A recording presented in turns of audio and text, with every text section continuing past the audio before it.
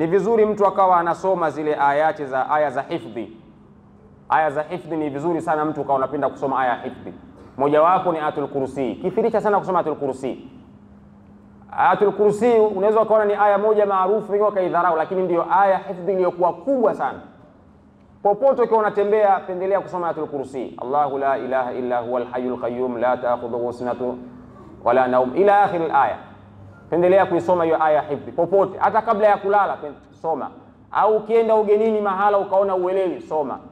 Hiyo ni aya hifdhi. Mwenyezi Mungu anakuwa anakuhifadhi na baadhi ya mabalaa na vitu vingine vya ajabu ajabu vinakuwa haviwezi kukupata.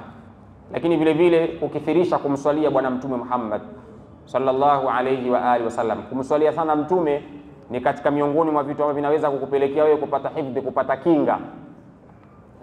Inakusaidia kupata kinga. Kumswalia Mtume kwa wingi inakusaidia kupata kinga.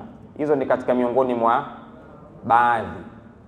Ima wale ambao wanaopenda kutumia dawa za Kiswahili, kuna dawa inaitwa mwadhi. Dawa inaitwa mwadhi. Nimwatajeni ile sanuti ya Kiarabu. Ima katika dawa hizi za Kiswahili kuna dawa inaitwa mwadhi. Ukienda maduka ya dawa za asili kaulizie mwadhi. Ukipata ule mwadhi ndio hutumika kuondosha ile sihiri iliyokuwa katika mwili.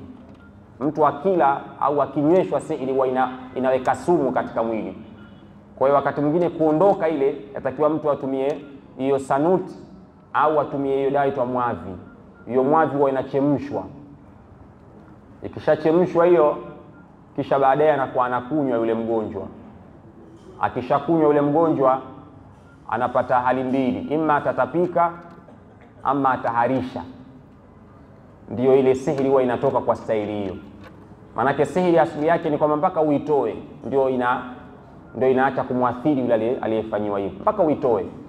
Kama unavyoona mtu kama akarogwa kwa kufukiwa sehemu, mpaka mwende mkafukue ile sehemu, la sivyo mtahangaika tu kila kukicha.